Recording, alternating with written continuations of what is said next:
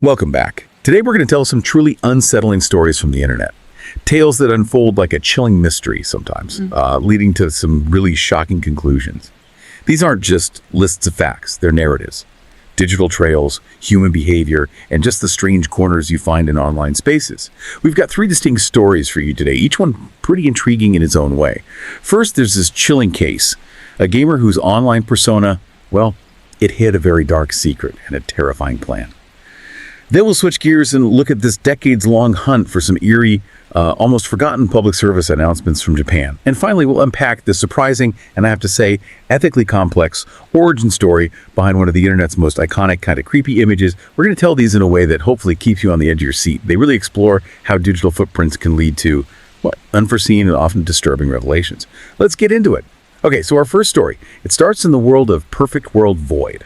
It's an MMORPG, massively multiplayer online role-playing game based on Chinese mythology. A private server, not huge, but with a small, very active community. They mostly communicated on Discord, planning game stuff, just chatting. And within this community, there was this one figure, unsettling, really, a player named Manaz. He had quite the reputation on the server, known as a real edgelord.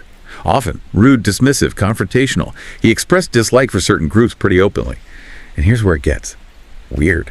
He'd make these dark jokes about going to jail soon. Nobody really knew what to make of it then. What's fascinating here, or maybe disturbing, is how often these online personas can mask or sometimes, amplify real-world issues.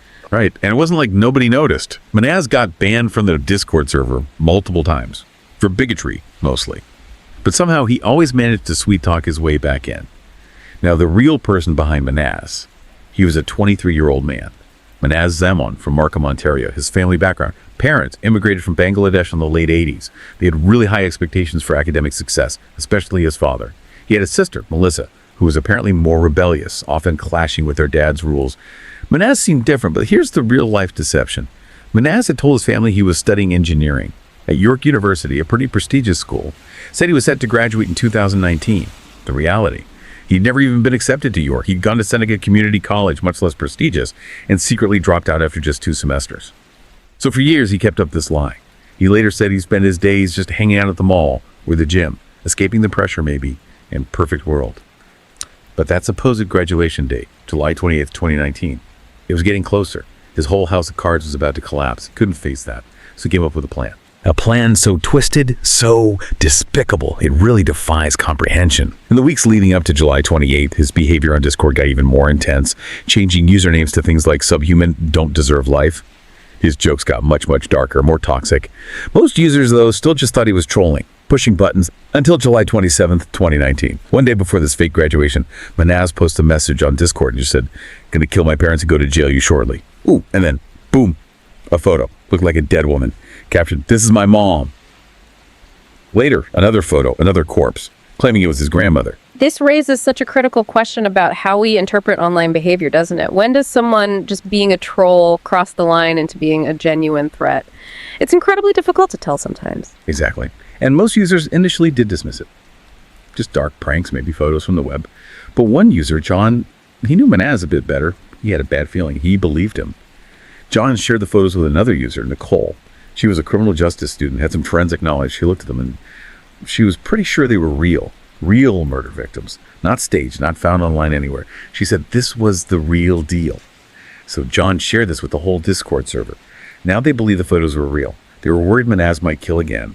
The gamers, they basically banded together, a desperate race against time to try and stop him. Problem was, they knew almost nothing about him, just his first name, Manaz. That's it. They started trying to locate him. Contacted a player named Junior from Costa Rica, who was apparently closer to Manaz. Junior kept trying to message Manaz and finally got a reply. Manaz confessed, plain text, "I did it, and I'm going to kill my father and sister next." He even admitted it was a 3-year plan. All because of the graduation lie. The community kept digging. Looking at his post history, they figured out his time zone, Eastern North America. An early IP address check pointed vaguely to Toronto. Then, unbelievably, after killing his mother and grandmother, Manaz logged back into Perfect World to level up his character. This let an admin trace a more precise IP address, pinpointed a specific building on a specific street in the Toronto area. There was a false lead for a bit, with a phone number they thought was a landlord, but it turned out to be his internet provider. No help there. Meanwhile, Manaz kept sending these awful messages on Discord, 11:32 p.m. I killed my mom and granny so far, waiting for sister in 5 minutes and then dad in 1 hour. And then, just as he said, he came back online, sent John a photo of his sister Melissa, lifeless, then a photo of himself, holding the blade he used. He told John, chillingly, that his sister fought back for at least 10 minutes before he killed her. They were desperate to save his father, Monas. Users contacted a member they knew was in St. Paul, Minnesota. That member called their local police, who then got in touch with Toronto police. Toronto police eventually got Manaz's physical address, but it was too late for his father. Manaz sent one last message on Discord.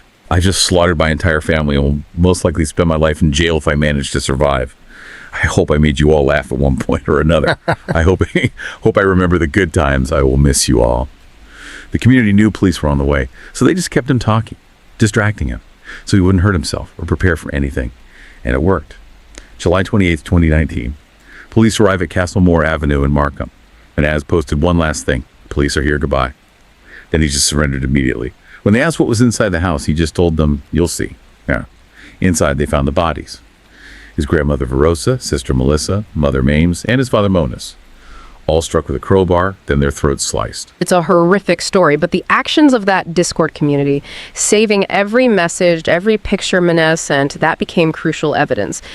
If we connect this to the bigger picture, it really highlights the invaluable, if sometimes unexpected, role online communities can play in real-world investigations. They provided context the authorities needed, especially since Manaz refused to give a motive later. Yeah, absolutely vital. His only stated motive came from those Discord posts. I did this because I don't want my parents to feel ashamed of having a son like me. I chose to kill them and said it out of cowardice. Just chilling. In September 2020, Manaz Zaman pleaded guilty. 3 counts of first-degree murder, 1 count of second-degree. He got life without parole for 40 years. He'll be at least 64 if he's ever released. Okay, let's shift gears. While the Manaz case shows the digital world's dangers hitting horrifyingly close to home, our next story is a different kind of internet mystery. It's about a decades-long hunt for some really eerie, forgotten public service announcements from Japan. This takes us to 2 Channel.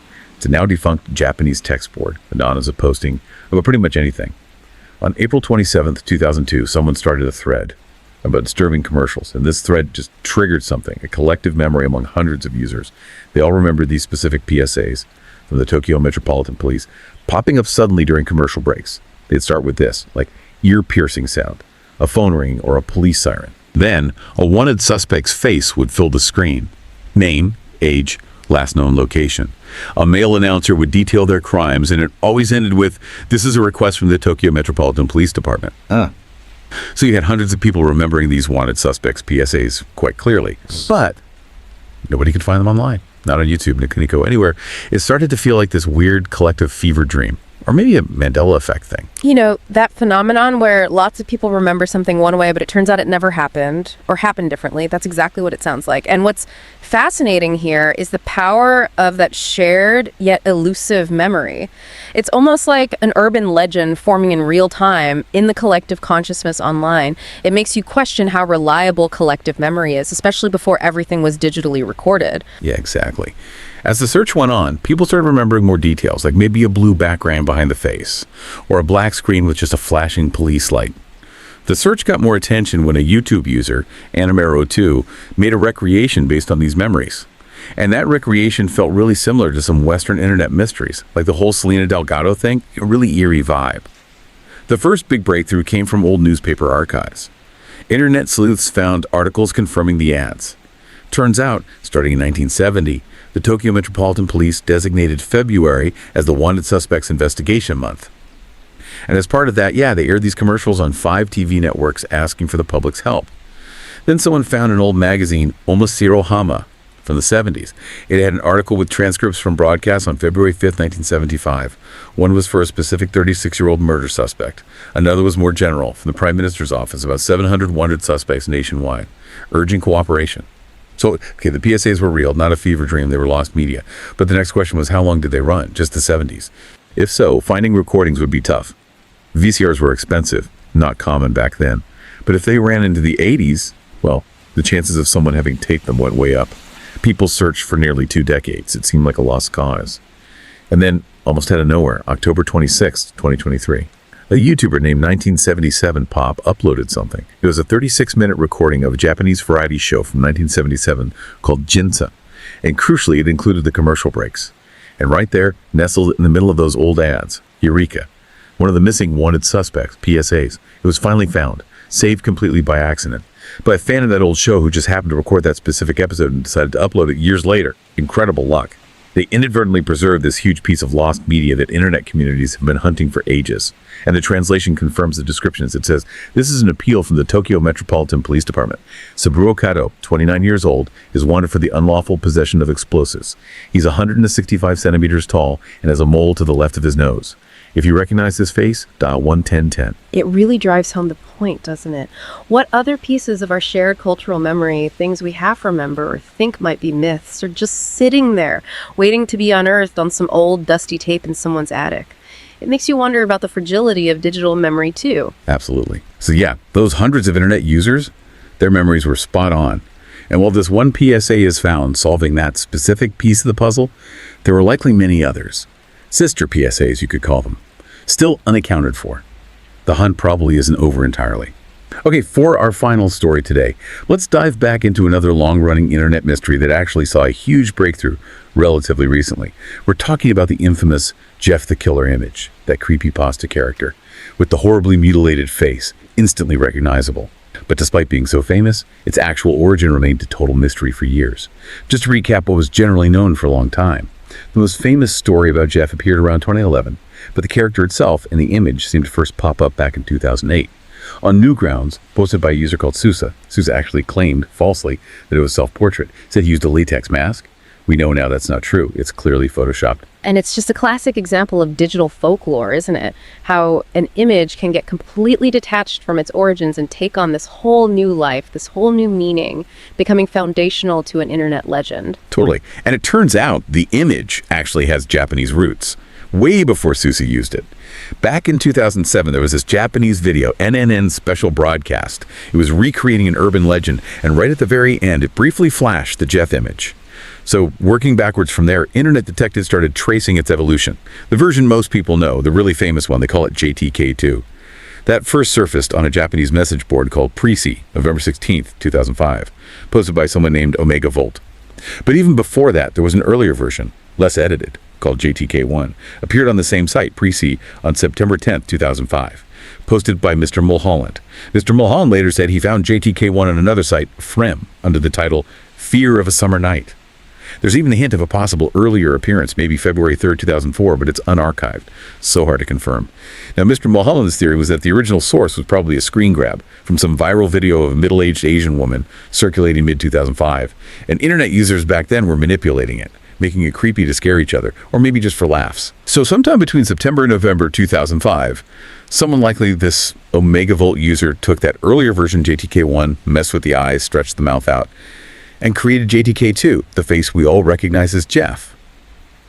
Some people think the stretched mouth might be a nod to Kuchisake Onna, the slit-mouthed woman from Japanese folklore. And this ties into a trend on the Japanese internet back then called Kawaii Kusai, or the Let Me Be Cute challenge. People would post an innocent picture and ask others to make it cute, meaning make creepy edits. And the original file name for GTK2 was apparently Pretty Face, which fits perfectly with that challenge idea. Then you have forensic analysis. User L from the JTK image search Discord did a deep dive into the images. They figured the source was likely low resolution, maybe 320 by 240, probably from a webcam. A small thumbnail blown up, heavily compressed. Interestingly, they concluded that in JTK1, the earlier version, the hairline, face shape, and mouth looked pretty much unedited from the original source. And importantly, all those theories floating around about it being this person or that person, all debunked based on the analysis. The search really kicked into high gear in January 2023. Mutahar, from some ordinary gamers, put up a $10,000 reward for finding the original unedited source image. Others chipped in, and the total bounty climbed over $11,000. That brought the search to an all-time high. Huge community effort. And then, it happened. April 28th of 2023. A Reddit user, Beatroskin, was using PyMice, it's a facial recognition search engine. They were searching for faces similar to Jeff's, and they found a match. On an old Japanese image board called Gazobox, the woman in the photos was known online as Maro. Now, Maro's story is kind of sad, actually. She was a minor internet figure back around 2004, mostly known from an online diet diary. created and run by someone claiming to be her boyfriend who went by Sousa. Yes, the same Sousa who later created the Jeff creepypasta. This Sousa guy actively promoted her page, but often posted really cruelly captioned photos, heavily edited ones too. She basically became an online laughingstock. It got so bad, people accused him of human rights violations. Eventually, there was this successful scrubbing campaign to get her photos removed from the internet, but some images survived. And the evidence connecting Mero to Jeff is pretty strong. Those surviving photos of Mero, they bear an undeniable resemblance to JTK1, the less edited Jeff image. And crucially, surviving photos of Sousa, the boyfriend. They show the background of his room, shoes, a closet area. It lines up perfectly with the background in the Jeff the Killer image. And we know Sousa was a heavy Photoshop user. He liked making paranormal-style images. So the leading theory now, it's pretty convincing. The original photo for JTK1 was likely taken around May 2004, possibly a screen grab from some unarchived video Sousa made for Mero's diet diary. Sousa himself might have made the first edits, creating JTK1. Then Omega Volt found JTK1, edited it further into JTK2. And then maybe years later, Sousa stumbled across JTK2 online somewhere and decided to use it for his Jeff the Killer creepypasta story, maybe forgetting or not caring about his real origin tied to Mero. Which brings us to this really complex ethical question, doesn't it? Is it actually ethical to keep digging for that original source photo, knowing it could bring back horrible memories from Mero, assuming she is the person? It's a tough one. But despite that, the bounty is still out there, over $11,000. And the consensus seems to be, somebody will eventually find it. Wow.